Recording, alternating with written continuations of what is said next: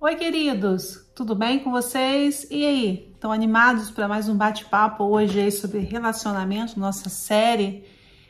Eu estou, porque nós vamos falar hoje de um tema tão importante na vida de nós cristãos, que é estar em comunhão com os nossos irmãos. Eu amo falar sobre a comunhão com os irmãos na igreja, porque é muito desafiador esse tema e muitos de nós já passaram por situações em que acabaram até desistindo dessa comunhão. Porque quando a gente vai na igreja, a gente tem uma sensação de que nós lá vamos ser acolhidos, nós vamos ser amados, respeitados, que nós vamos encontrar a cura para o que a gente precisa. E o que muitas vezes a gente vive são situações em que outras pessoas também estão precisando de cura, porque lá é um lugar de cura. Então, de antemão, quando a gente vai falar de relacionamento no corpo de Cristo, a gente tem que entender que não existe perfeição. Todos têm as suas questões, têm o seu passado, a sua mochilinha que carrega, como eu sempre falo, que às vezes é pesada, é cheia, outras não são tanto, são mais leves. Então, o amor é que vai fundamentar a nossa paciência, a nossa longanimidade, e entendendo, como a gente falou naquele vídeo de introdução, o primeiro vídeo da série, que assim como nós suportamos as pessoas também nos suportam, especialmente em comunhão no corpo de Cristo, onde se faz necessário estarmos em equilíbrio, em amor, para que nós juntos possamos orar uns pelos outros, ajudar uns aos outros, independente de posicionamento político, muitas vezes tem desavenças, independente de personalidade. Eu sou sanguíneo. Eu já não sou sanguínea, eu já sou uma pessoa mais calma, eu tenho um temperamento, sabe? Mais calmo, vamos dizer assim, né? Eu sou melancólica, eu penso muito na minha vida, nas minhas coisas, enfim. Eu sou super paciente, eu sou fleumática. Tem aqueles temperamentos que estão super na moda, agora a gente estuda eles, né? Mas independente da personalidade, dos temperamentos, da mescla, né, de temperamentos, independente de qualquer coisa, Deus manda que nós amemos uns aos outros. E é o segundo mandamento, é o amor. O amor tudo suporta. O amor é aquele amor que acolhe, que abraça, independente das nossas imperfeições, porque todos nós somos imperfeitos. E aí nós vamos ter ambientes saudáveis em que a gente vai receber esse amor e vamos dar esse amor.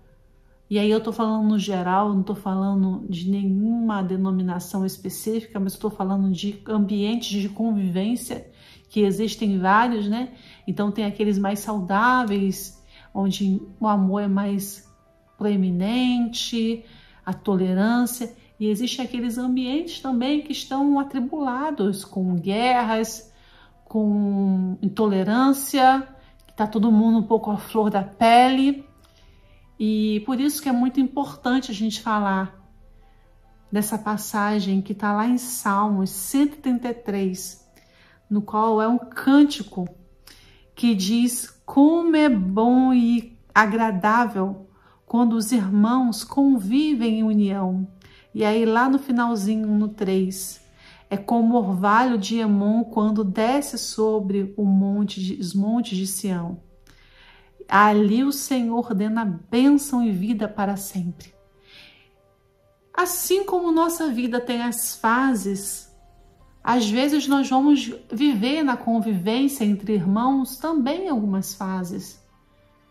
E aí nesses momentos a gente pode viver calmaria e pode viver aquele momento um pouco mais, vamos dizer assim, atribulado, em que nós estamos um pouquinho também sem paciência, em virtude das coisas da vida. E o outro, às vezes, também está um pouco sem paciência. E, às vezes, chega aquela pessoa que é um elemento que vai destoar e vai trazer algumas desavenças. E é por isso que nesse ambiente em que Deus fala que nós devemos viver em união, nós temos que saber o nosso lugar, que pode ser um lugar de oração, que é ficarmos calados e pedirmos a Deus para intervir num momento crítico, num momento de desavença. Pode ser também que a sua posição seja uma figura de pacificação, uma pessoa pacificadora, que naquele momento de conflito vai falar assim: pessoal, olha aqui o que fala em Salmo 133, vamos buscar a comunhão, vamos buscar o amor. E aí você vai apaziguar, né? Tentar apaziguar aquela situação. Mas existe uma postura, vamos dizer assim, em que nesses ambientes de muitas pessoas, aí volta a falar, eu não falo de nenhuma denominação, mas eu falo em lugares onde nós estamos reunidos em favor da fé.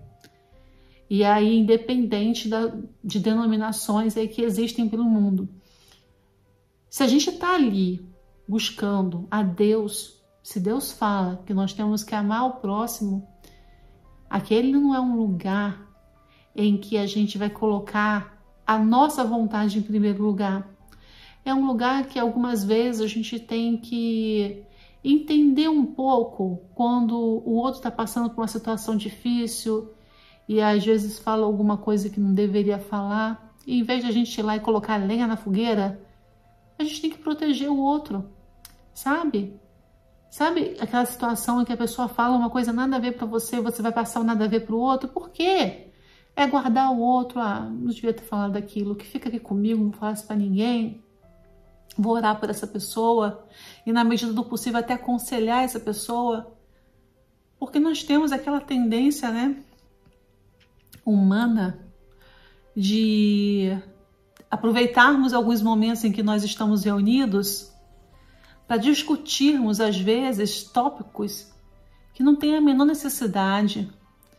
Falarmos naquele tom, né? Vamos orar pela vida porque aconteceu isso. E às vezes tem situações que são muito, vamos dizer, pessoais. Então não tem por que a gente expor as pessoas. Se você sabe de uma situação em que a pessoa precisa de oração, ore. Se você quiser ajuda de alguém para que ore com você, você fala: olha, eu não vou falar sobre o quê, mas eu gostaria que você me ajudasse em uma oração por essa pessoa. É uma coisa pessoal, mas se é uma pessoa que você confia, você não precisa saber o que, Deus sabe o que é, mas me ajude em oração. Faz um jejum comigo por essa pessoa, se você desejar, se você sentir no teu coração o que é de Deus que isso aconteça. Então, se aquela pessoa for uma pessoa de oração, uma pessoa de fé, que você acha que de alguma maneira vai fazer um trabalho de intercessão também junto com você, também não precisa expor a vida do outro. Muitas coisas acontecem porque nós não cuidamos dessa parte tão imprescindível que é guardar o outro. Se toda vez que nós temos uma situação que envolve o outro, a gente olhar para o outro como se fosse a gente mesmo naquela situação, aí podia ser eu nessa situação, muita coisa ruim seria evitada, muita coisa desnecessária. E aí falando, né, como em situações em que você é colocado numa posição de aconselhar, quando chega alguém na casa do Senhor ali e fala assim: me aconselha com isso. Aquela pessoa está falando com você, é dirigido para você, então guarde a vida daquela pessoa, guarde aquela situação, aquela coisa que a pessoa confiou a você e ajude, aconselhe essa pessoa, mas tome muito cuidado para não expor a vida da outra pessoa. Algumas vezes, em algumas exposições, você não vai expor só a pessoa, talvez você vai expor terceiros, expor crianças, que às vezes os filhos da pessoa. Então, há de se ter bom senso, há de se ter sabedoria para lidar com o outro, mas, acima de tudo, há de se ter extrema sensibilidade para lidar com o outro. E, nesse quesito, Se você verificar, inclusive, que o outro precisa de uma ajuda profissional, aconselhe. Tem coisas que nós não resolvemos. Tem coisas que nós podemos orar, interceder, mas a pessoa precisa dar um passo além, então você vai lá e fale. Olha, eu gostaria de aconselhar, dá esse passo além. Dá esse passo de pedir um perdão. Dê esse passo de perdoar. Esse momento hoje eu quero pedir a Deus, eu quero finalizar pedindo a Deus para que o Senhor nos capacite a lidar com o outro. Sabe por quê? Porque quando nós somos filhos, como filhos, Deus coloca algo nas nossas mãos, que é o cuidado com os nossos irmãos. Eles são nossos irmãos. Então eu quero pedir para Deus, para que Deus nos dê a sabedoria, para que todas as vezes que estiver em nossas mãos ajudar outra pessoa, que a gente possa fazer com todo amor, sentindo a dor do outro como se fosse nós mesmos, tendo empatia pelo outro. Porque quando a gente tem essa empatia, Deus ouve nossas orações, porque a dor do outro você traz para você e você fala: Senhor, tem misericórdia, Senhor. Tem misericórdia dessa vida, Senhor. Então, que nós sejamos intercessores reais e leais. Peço a Deus para que quando a gente receba um pedido de intercessão, ore por mim, que a gente não só fale da boca para fora, eu vou interceder, esqueça, não. Que a gente seja realmente intercessores reais, que a gente leve a sério isso. Porque às vezes é um pedido de socorro que o outro traz para nós e que a gente tenha isso no nosso coração, assim, claro, vou interceder. Algumas vezes, quando alguém me pede oração, eu paro, às vezes, na hora, no meu dia e oro. Porque eu tenho medo, às vezes, de esquecer, de passar o tempo. Porque nós somos carnais, nós temos nossas coisas, nossa vida e tantas coisas. E quando eu receio de esquecer, o que eu faço? Eu paro na hora. Já faço a intercessão, entrego nas mãos do Senhor, me derramo na presença do Senhor. Eu já faço logo. Então é um meio que eu arrumei, porque nós temos também que ter nossa organização. É um meio que eu arrumei de fazer isso. E uma outra coisa também, que é uma dica que eu dou, algum tempo atrás, eu tinha na minha cabeceira uma listinha de intercessão. Então toda vez que as pessoas me pediam, eu colocava o nome da pessoa e aí ficava orando pela pessoa. Então eu tinha a listinha e eu não esquecia. Mas é engraçado que Deus, ele trabalha em nossas vidas por fases, né? E eu tenho aprendido a respeitar essas fases. Eu tenho aqueles momentos de muita intercessão. Vai chegando muita intercessão e eu vou anotando, eu vou fazendo. Mas aí, de repente, para. Engraçado isso, né? Aí, de repente, para, aí já começa uma outra frente. Às vezes as pessoas começam a me pedir algum aconselhamento. E também é muito incrível que muitas vezes é como se fosse aquela etapa. Aí eu começo a ver que os aconselhamentos são muito numa área específica. É como se Deus derramasse algum tipo de unção para aquele momento ali, para trabalhar naquela área ali. E eu tenho observado algumas coisas assim que acontecem e eu vejo que outras pessoas também às vezes relatam isso. E é incrível que quando Deus coloca alguns temas na nossa mente para a gente ficar meditando, esse tema, inclusive relacionamentos, eu estava com outra proposta e eu fiquei orando por aquilo, aí depois aquilo foi fugindo da minha cabeça, depois eu comecei a pensar em outra coisa, aquilo foi fugindo, e aí eu falei assim, peraí, eu tô ficando um pouco perdida, eu já não sei mais o que eu faço, porque eu já pensei uma coisa, depois outra, eu vou começar a trabalhar. Aí quando eu comecei a trabalhar, comecei a escrever, aí as coisas vieram. Então é muito bom também dar um passo em direção a algo. Falando nos relacionamentos, você dar um passo em direção, por exemplo, a receber as novas pessoas na igreja, as pessoas recém-chegadas.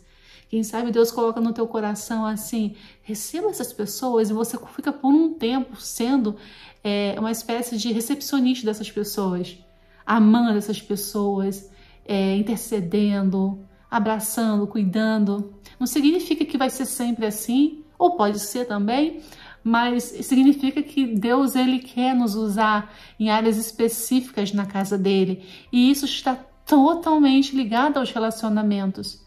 E quando a gente deixa, às vezes, de estar em comunhão com os nossos irmãos, nós perdemos muito. Quanto mais esse mundo hoje de congregar online, né? Eu sei que tem pessoas que precisam congregar online, não tem opção. Mas se você tem opção, prefira sempre estar no corpo presencial de Cristo. Porque isso vai trazer para você a convivência com a unidade, vai fazer você crescer junto. Você pode compartilhar as coisas que você está vivendo, assim como eu estou fazendo com você agora. E compartilhar a experiência é tão maravilhoso. Eu queria encerrar te convidando, se você tem alguma coisa nessa área que você gostaria de compartilhar, compartilhe nos comentários. Se acontece com você também isso, de Deus trabalhar em algumas áreas de relacionamento, em algumas fases da sua vida, como por exemplo, eu vou ficar recepcionando, eu vou receber pedidos de intercessão e ficar intercedendo em casa em oração, enfim, gostaria muito de ouvir também assim sobre você um pouquinho, como isso acontece, porque é tão maravilhoso a gente compartilhar essas experiências, elas nos fazem crescer mais e, sabe, nos fazem conhecer mais de Deus. Porque quando a gente vê Deus trabalha assim com você também, Ele trabalha assim comigo também. Então a gente vê que além da palavra de Deus, né, que nos fala acerca de Deus, essa convivência, ela é maravilhosa, ela é linda, para a gente conhecer não só uns aos outros, mas o nosso Criador, porque nós temos, cada um de nós tem o Espírito, uma parte de Deus dentro de nós. Que Deus abençoe você, a sua família e todos os seus relacionamentos. Que Deus abençoe especialmente o seu relacionamento entre irmãos nesse dia, nessa semana. Em nome de Jesus, um grande abraço.